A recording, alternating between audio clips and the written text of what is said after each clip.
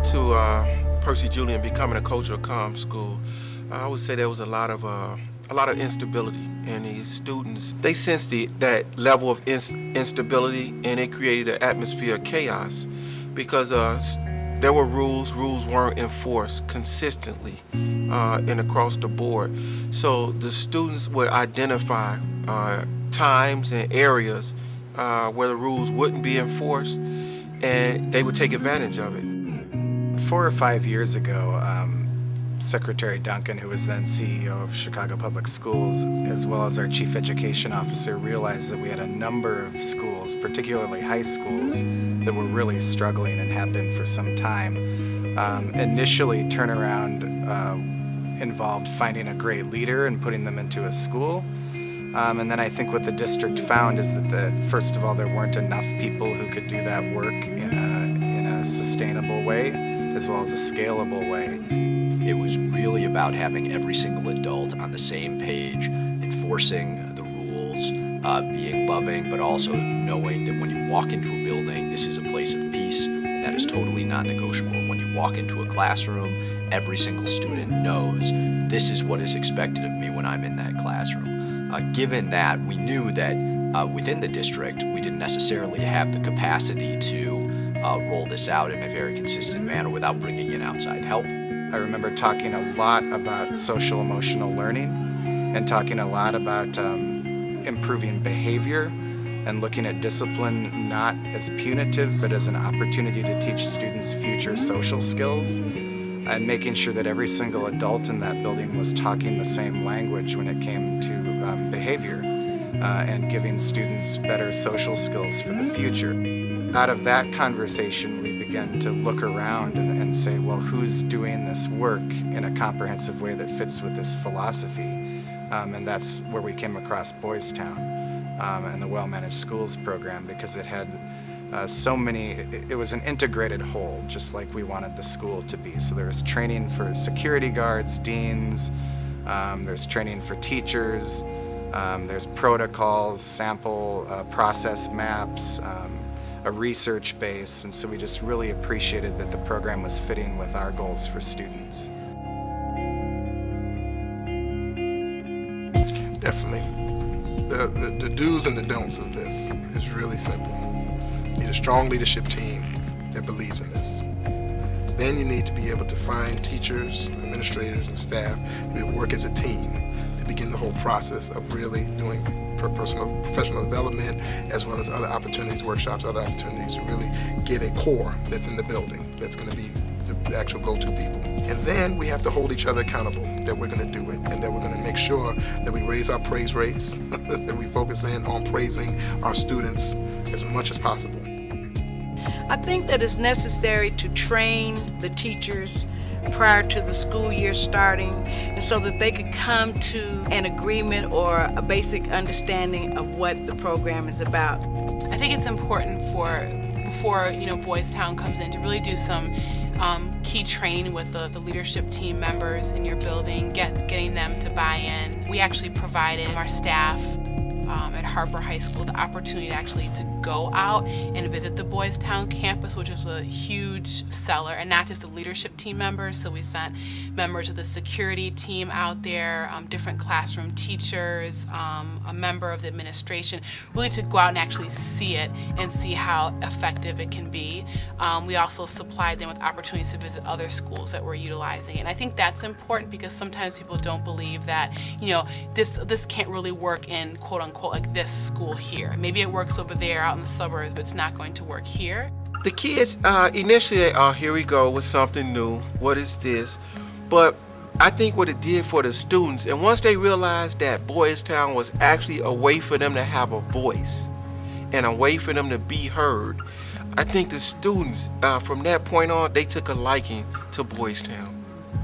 I think bringing in new staff, that's what was needed, because a lot of people, they know what's going on here, but they don't know what's going on here. So they need to get a better insight, and for some new people to come and see and then turn it around, I think that was a good idea.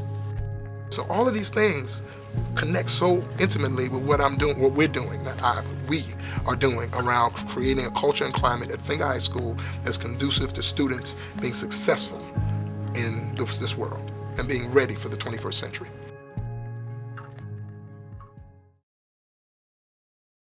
One of our students, who was a really, really interesting student when we received him last year, has made a complete turnaround with supports and the love that our principal and others have given him. And he's utilized as our kind of advocate for our students in a way that when we have a conversation with the students, we would bring him in because he's known in the community and he's seen as someone that is highly respected.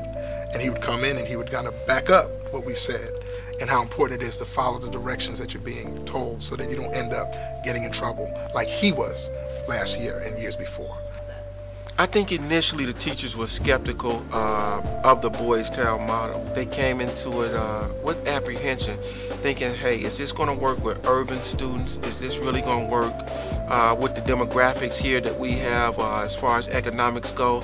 But I think once the teachers started to see that the Boys Town model, number one, it was not going to go away. It was something that the administration was 100% on board with. They said, hey, let me give it a try. Let me give it a try. And upon implementing some of the Boys Town strategies and having those initial successes, that led to greater and greater participation and buy-in by the faculty and staff.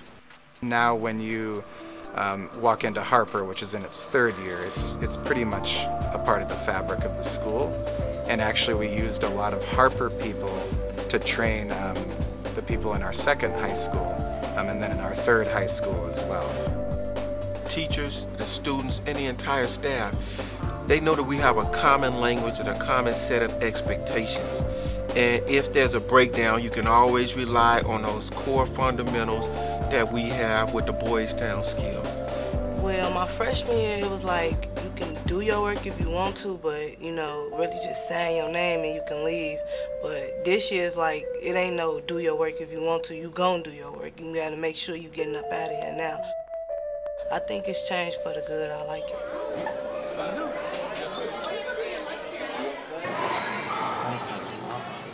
But I will say that when our deans sit and talk with our students, we can talk on more than a level of, okay, you have a suspension now.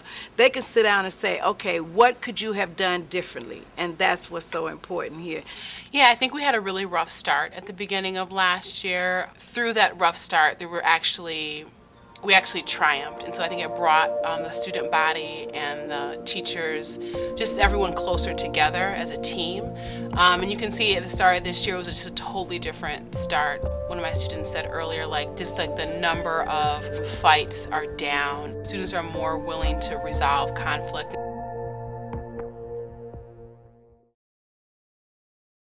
It's just, the sky is not even the limit. There's no limit to where students can go once they have these 16 skills.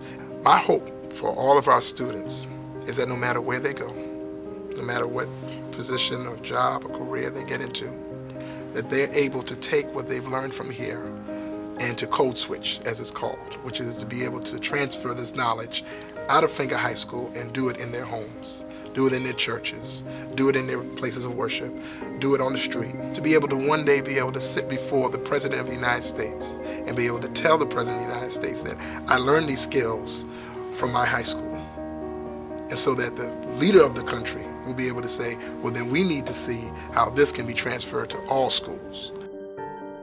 I hope that they just walk away with a sense of possibility for their own lives. I think that high school is a really short time. I think kids, they think it's forever. 4 years sounds like it's forever in a day, but it's really not. It's fast. It moves like within the blink of an eye. And so I would hope that being a part of the Finger High School community, the kids would leave here and they would really have a sense of all the possibility and promise that their lives really have.